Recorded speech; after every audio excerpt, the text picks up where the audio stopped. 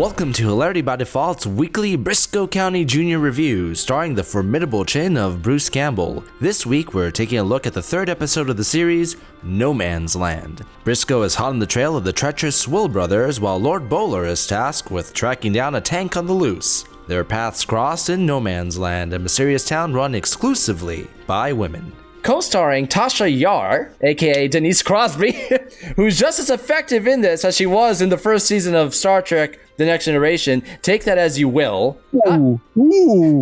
How did you feel about No Man's Land?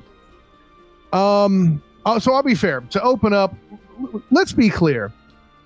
The way that the writers of Briscoe County build a plot to somehow get things to they throw a lot of stuff into a pot, and you're like, how are you going to try to link all this trash to? Oh, that's cute. Okay, that he's good. This guy with the thing and the combining of the people, it's good. I like it.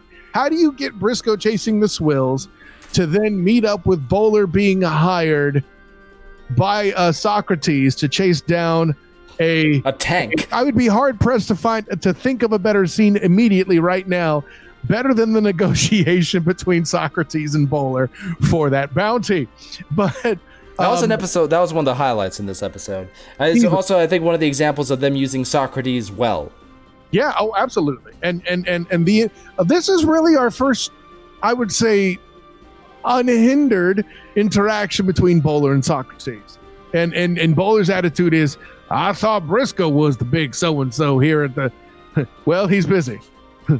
So, I mean, you know, all that made a lot of sense. You want me to track a doomsday machine 500 miles, risking my life and limb, hoping I get lucky and grab the driver before he takes over the country for a measly $3,000? Yes. You got a deal. That's certainly one of the higher points. The Swill brothers being introduced after being delivered as the adversaries they represented. That nearly killed Briscoe?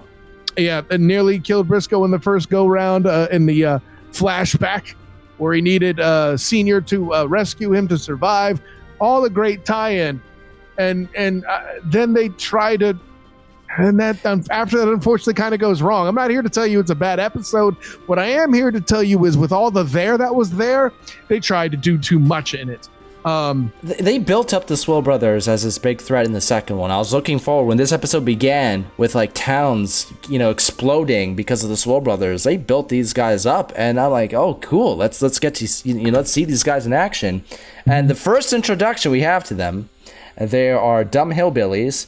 And with one of them taking a cheese. That's literally how they're introduced. Like, they're stopped their wagon, so one of them is going to go take a cheese. Which pretty much describes how my anticipation, which way that went. Right, exactly. That perfectly said. Not necessarily the most intelligent concept, but certainly one that describes the situation well. What I enjoyed about that scene is when the way Briscoe's revealed in the eyeglass. I'm like, oh, this is cool. That's my favorite scene in the episode. That reveal. And then it all goes to crap because suddenly now apparently Briscoe can outrun gunfire and do a whole lot of other unreasonable things where the quirkiness still had something to it. Like, okay, Briscoe survived that, but it was like at least you bought him riding a rocket train or something like that.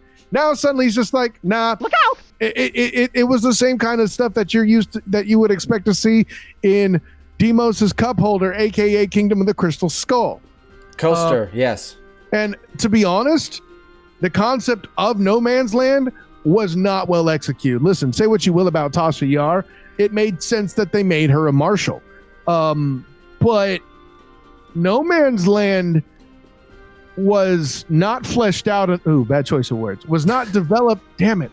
No Man's Land wasn't well thought out enough as a concept, and probably should have been a full episode on its own. Instead, you have the Swills, you have No Man's Land, and now you're trying to force this tank into the situation. And that, you tried to do too much. You tried to Spider-Man 3 this movie.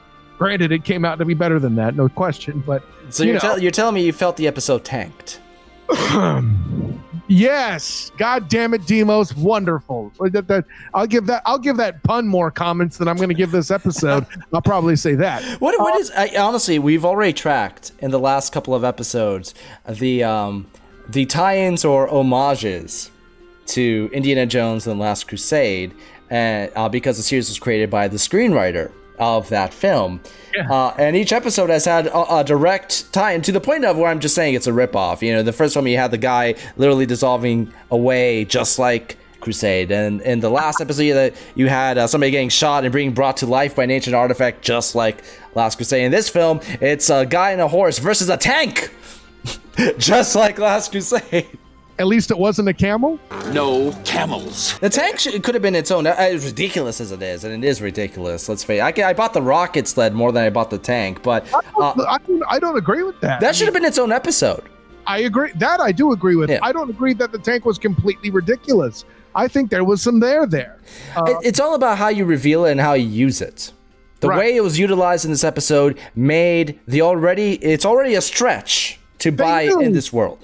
Socrates, aptly named as he may be, knew way too much about the tank before it was time to engage the tank. Because they had to speed up the story to have all these other elements. I'm saying that it's already a stretch to buy this anachronistic element in this episode, but then you add so much more about it, it just makes it more ridiculous. If you had a whole episode dedicated to the tank, then you could have bought it a little bit more. Have like Briscoe and Bowler, they're running against time, trying to break into the tank throughout the entire episode. Could have been very intriguing. Which then brings me to the thing that they rushed the most and what suffered the most from it. The actual namesake of the Fireball episode. No Man's Land. Afterthought. No Man's Land should have been a fantastic episode. Listen, folks, if you did more to make this more like a situation where if you had the island with Diana and the Amazons that we see portrayed in Wonder Woman, you'd have had something here, okay? First of all, if these chicks are so badass at what they do, how come they needed Briscoe to rescue them so much? On the first instance. Second, if they're so cautious about the people they let in their town, it's one thing that Gomez has... I'm going to keep calling him that. I'm sorry. He was the best part of this episode. Right. And I love that he was in it, by the way. I like that actor a lot. And his interaction with the German chicks was fantastic. Thank you. A true respect for a scientist that you would get from engineers. That's the kind of relationship I want to see in a No Man's Land kind of episode, right? They got Briscoe. He's injured. They let Gomez in. Cool. I can see that. Then the Swills ride up. Jeez, my favorite. They're all dead in the street, and we get to meet not only the cute Italian doctor chick, we also see the damn No Man's Land Undertaker involved with them. Bowler arrives. See, I can see Bowler working because we know he's a rough exterior and stuff goes down, but we also know about his smooth heart underneath. And for something to go down, hey, listen, it's not my job to write the show. I'm not a writer. But he's a more interesting character to drop in this than the more amicable Briscoe. But there's a very great opportunity there. Like, Briscoe being hurt, he's won their trust over. He's talked to him a little bit. He sees Bowler outside or something and sends Jenny to save the day and like stop him from getting shot in the street like they just did the Swills. Okay, cool. And then like their gruff exterior oppresses Bowler because he looks gruff and he throws some amazing grace on him, and they realize that he's a softer soul. He's the one that ends up with romantic ties to No Man's Land, and maybe they got to come back for a future episode in season 2.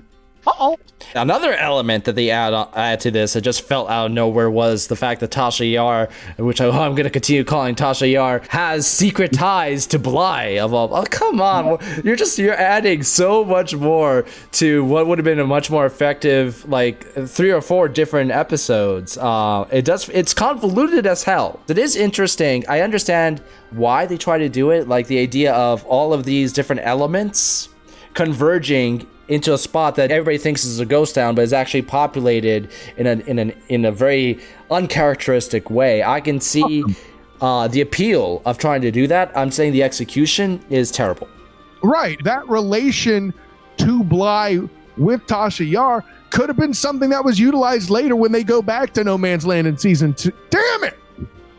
I think the one scene that that kind of ruined the episode for me is really the beginning of the problems, was when he's under the floorboards and he has 4 guys shooting directly at him with a rifle at one point, and nothing hit him. And what follows up is a kind of like this Home Alone style attack on all these guys via naked women, flying haystacks, and a tank. To be honest, the naked woman trap was the best one. The whole thing where he gets out of that floor thing by kicking somebody with a floorboard or something, that was dumb. I will say one thing to this episode's credit, and it's something that I felt like is rarely utilized well in this series, because sometimes it's a great idea, but I think it comes off as corny in a few episodes.